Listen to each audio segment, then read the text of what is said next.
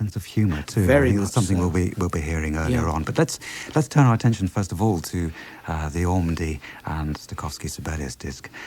I found the Ormandy recordings here. Now this is 1940 recording of the First Symphony. A revelation. I didn't think Ormandy could conduct with this degree of drive and energy and passion. Have I just been listening to the wrong Ormandy recordings, or did he change? Well, that's a good question. I think a lot of us have been listening to the wrong Ormandy recordings. A very well upholstered sound in those late CBS and RCA recordings. Not much character some of the time, but he was a real firebrand in his youth, and his early recordings with the Minneapolis Symphony Orchestra and the Philadelphia Orchestra have a sort of virility, a Toscanini-style leanness. He recorded the First Symphony before this Philadelphia version, and he went on to record it again, slowing the score down by something like 4 minutes. This, I think, is a remarkable performance. We listen to part of the first movement. You can hear it for yourself.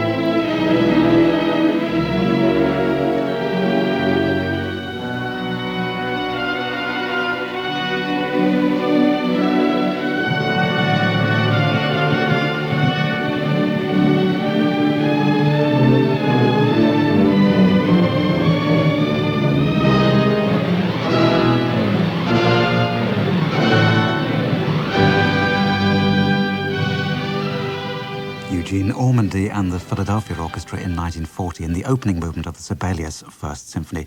Rob, I'm really glad you chose that passage because it struck me as one of the most extraordinary things in a reading that's full of extraordinary things. I mean, the way the big tune on the strings there seems to edge in at a different tempo from the surrounding swells. Now, that's an example of masterly conducting, isn't it? It's as if it exerts some kind of gravitational pull on the music. Yeah. And that's very difficult to bring off, isn't it? Yeah. That is the sort of thing I think that Ormandy lost in some of his later performances and recordings, and that's the reason I chose that particular point. You wouldn't necessarily have thought that was Ormandy. But the orchestra sounds on world-beating form in this Sibelius First with Ormandy. What about the same orchestra in the fourth under Stokowski, recorded during the Depression years? How does it match up? Well, the instrumental solos, especially from the cello and from the woodwinds, are marvellous. Of course, it hasn't the sonority because there aren't the number of players, but because of the microphone placing that's been very skillfully managed, and I think Stokowski had something to do with that, you do get a very Stokowskian sound. It was the work's first performance. It's still powerful. Do you want a Stokowskian sound in Sibelius's Fourth Symphony? Well, I think the fact that there are relatively few players involved tends to counteract that a little bit. Yes. But no, in parts of it is a little bit plush sometimes. No, you don't want that. But it's still, I think, a very memorable performance, especially in the slow movement. And pretty radical choice of repertoire for those straitened times as well. I mean, it never has been a Sibelius popular seller, has it? No, but it was a sign of the times. It was almost symbolic of the times, I think, the Sibelius. There's another wonderful, unmissable example of Stokowski caressing string magic, too, in the basses from the Tempest music. Yes. That's beautiful. Coming straight after Lemminkainen's return with Ormandy, which is incredibly fast and fiery, it really does highlight the contrast between the two conductors. Well, that's Sibelius from Philadelphia, Ormandy in the First Symphony, and Stokowski in the Fourth, and the disc is from Biddulph at mid-price with the number WHL062. We move on now to one of the acknowledged classics of the 78 era, Wilhelm Mengelberg conducting the New York Philharmonic exactly 70 years ago in a work dedicated to him, Richard Strauss's Ein Heldenleben. And this is a new transfer on the Pearl label, coupled with a Strauss Don Juan from 10 years later, and Mengelberg is there conducting the Amsterdam Concertgebouw Orchestra. We'll come to that in a minute. Rob, this Heldenleben, why is it a legend? Because it is, isn't it? Well, I think there's a marvellous combination there between spontaneity and painstaking preparation. Everything is in its place. Everything is precise.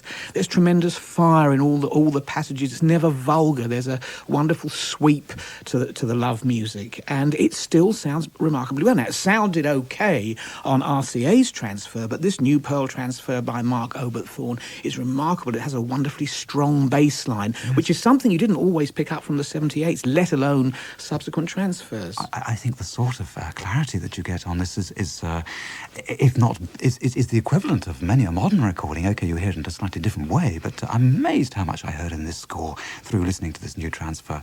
And in fact, it's interesting because the Concertgebouw Don Juan is what, about 10 years old? Yeah, well, I mean, it's not significantly better, is it? I mean, it doesn't need to be, in fact.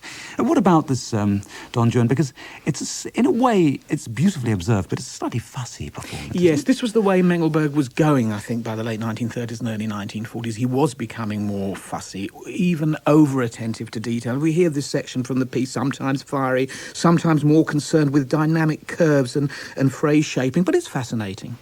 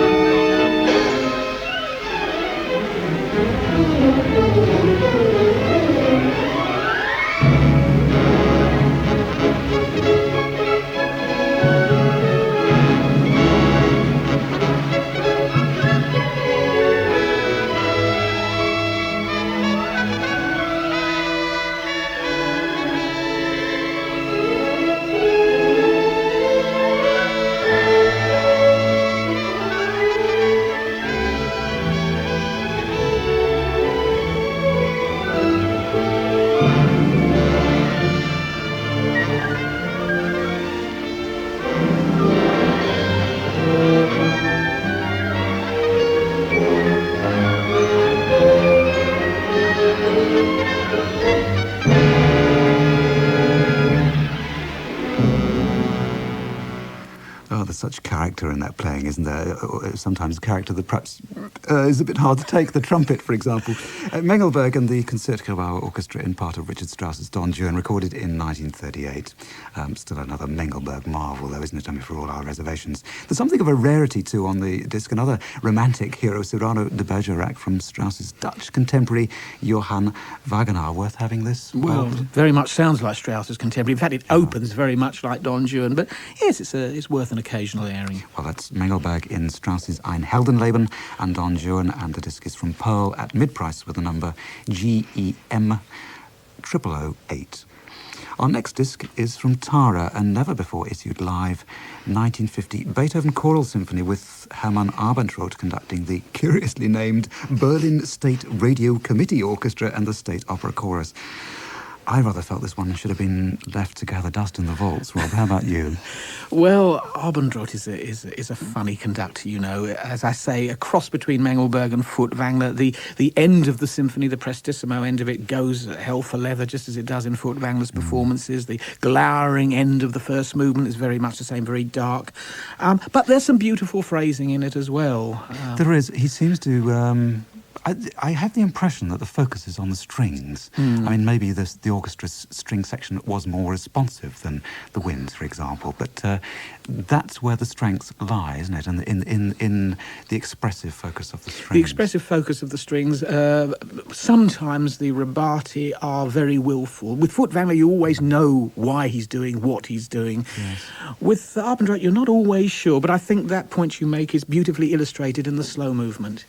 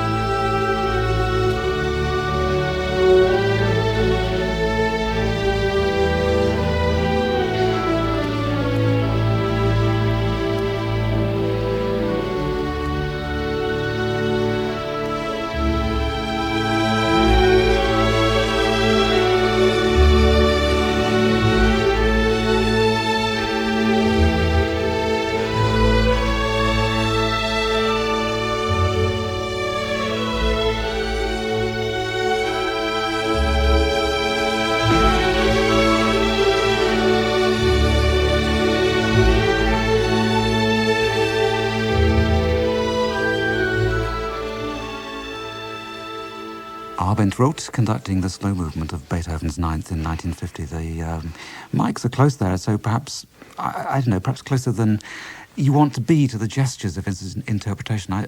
Isn't that perhaps more a case of exploitation than real expression, Rob? I mean, do you find this elevating Beethoven playing? No, I'm always interested to go back to Abendroth because I think he's always got something to teach us and he is very individual. But there is an element of exploitation. But I think, again, there is an element of exploitation sometimes in Mengelberg as well. Yeah. But less so, I think, than with Abendroth, who was a less great conductor, generally speaking. One thing I think we ought to note is that the notes themselves are, a joke. I don't see any reason to describe them otherwise. A bad translation of what seems like a pretty dull original essay and no information on the conductor or on why someone thinks we need to hear his interpretations, the sort of thing that regularly turns up with Pearl and Biddulph issues, and those are mid-price. But having made that point, if you're interested, Abendroth's Berlin Beethoven 9th is from Tara with the number TAH230. On now to a rather special issue on the Music and Arts label. It's a complete recording of Wagner's opera The Mastersingers, recorded live at the 1952 Bayreuth Festival with Hans Knappertsbusch conducting, and among the cast Otto Edelmann as Hans Sachs and Lisa Della Casa as Eva. I don't think what I've heard from Abendroth that he could get an orchestra to play with the sort of genuinely joyous abandon that Knappertsbusch manages, well, at the very end of the overture, to take one example, Rob. There have been quite a few, and are, I think, quite a few other Knappertsbusch recordings of the Mastersingers around.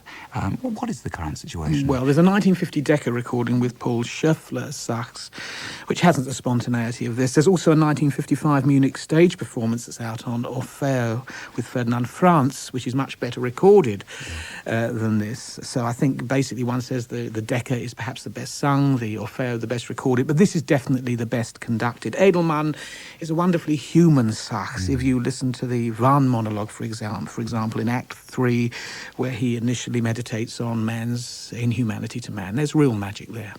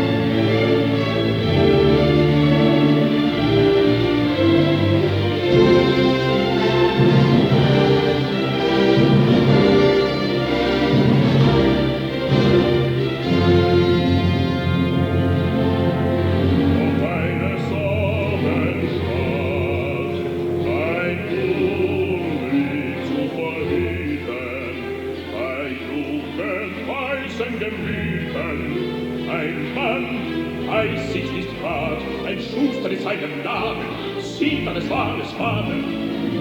Wie bald auf Gassen und Straßen fängt ihr damals zu rasen. Man weint desselben Himmel sich an mit Wohl und Wind und willst auf angesehenen, nun muss es Frieden reden, mit Hieben, Stoß und Brechen, Versuch das Mal zu löschen, Gott weiß, wie das geschah.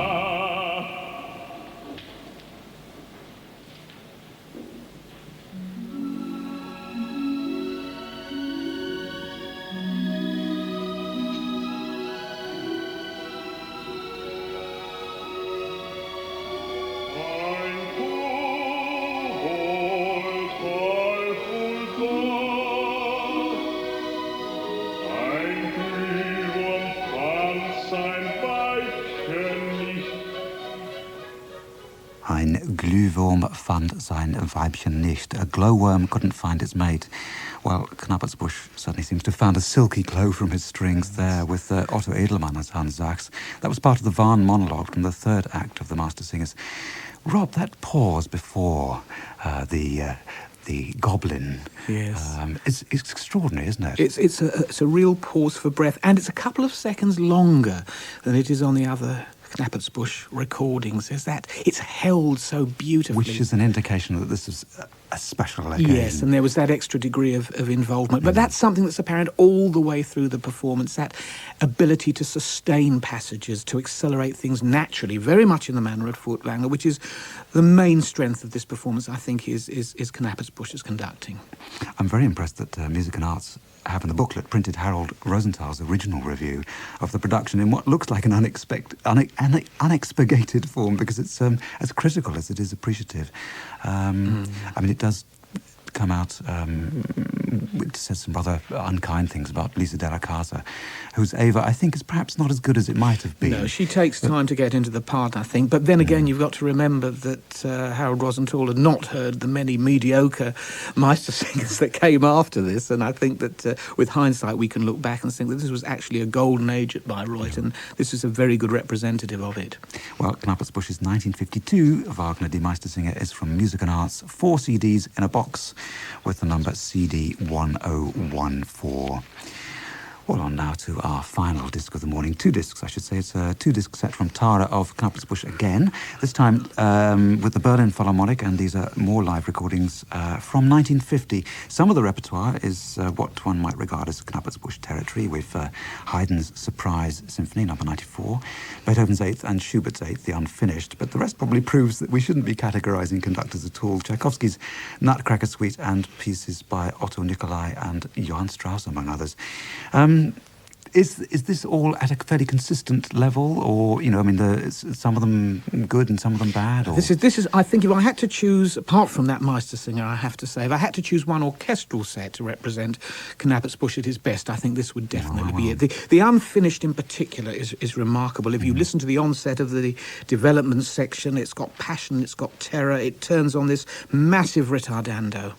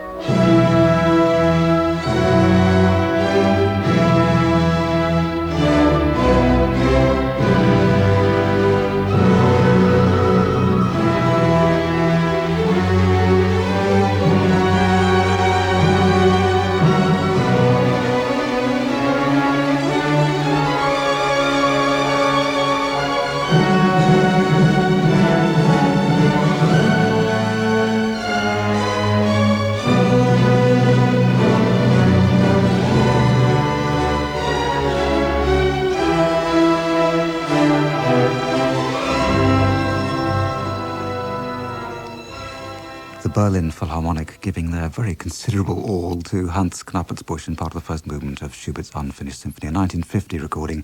Technically a very good one too. I mean, I can think of quite a few modern recordings where there's quite a lot of things that are going on there that are inaudible, like a flute trills, for example. You really need to hear that in context for it to make its full effect, because Knappertsbusch keeps quite a steady hand until that section, which makes the slowing at the beginning of that so much more of an event, doesn't it? Yes. The Beethoven 8 is won me over very quickly. I mean, I suppose part of the problem with Knappertsbusch might be initially you think, oh, this is just too slow, but then you realise why he's chosen those tempos. That's right. He's pointing things that you don't normally hear. The Beethoven 8 has real humour. It has warmth. It's a remarkable performance. The structure is there as well. The crowning, the development of the first movement is immensely strong. And it's sensational articulation and sonority of the Berlin strings as well. I mean, never better. No, absolutely. Especially in the metronome music, the allegretto, which is wonderful. You hear all those sort of scrubbing string figurations absolutely clearly. Well, we'll hear that movement complete now, I think.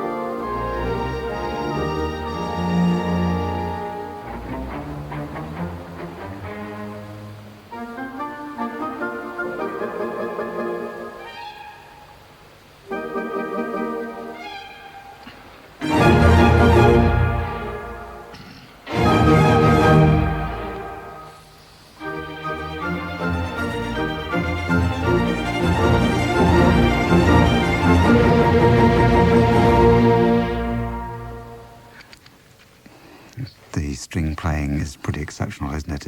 In that Allegretto second movement of the Beethoven Eighth Symphony, Hans Knappersbusch conducting the Berlin Philharmonic. A Beethoven Eighth to cherish, generally, would you say? Well, I've had this on another CD. It came out on an Arcadia CD years ago, and I've cherished that. And this particular Transfrontara is much better than that was. I think it's, as I say, it's got humanity and such tremendous humour with those little hesitations. And the timing was so perfect. And the humour is there for all to hear and cherish in the Haydn Surprise Symphony as well, and not just in the obvious places. It's a bit barefaced cheek at times, I thought, especially in the finale and in the trio to the third movement of the minuet as well. It's quite funny that when you get the sudden loud chord in the second movement, you can hear that the audience is phased. They all start shuffling about. They wonder what's happened. So the element of surprise really is there in this performance. What about the second disc, though, which has the Tchaikovsky Nutcracker and the Johann Strauss waltzes? Is Knappersbusch an elegant and expressive dancer? Well, he's an expressive dancer. I'd hesitate to say he's an elegant dancer. I mean, the Nutcracker Suite, the Waltz of the Flowers, is positively Prussian. It's incredibly emphatic, and the other dances tend to accelerate. The Johann Strauss Fledermaus Overture is very sort of gruff and heavy. But I think it's the Komzak that is really remarkable. This fellow was Komzak is a excuse me, a sort of Czech equivalent of Johann Strauss. I mean, his father was a Czech bandmaster himself, and but surely Knappersbusch's performance of this piece, which we're going to hear, Badener, Mädchen, Girls from Baden, is a sort of parody of all the worst excesses of waltz conducting. It's a sort of carry-on Knappersbusch. It's just incredible. I mean, he opens with a tremendous warmth, these Korngoldian-like harmonies on the strings, are really lovely textures. And then when the waltz starts, he leans back with this massive ritardando and throws himself into it. I was phoning everybody up to buy this record. I think it's marvellous.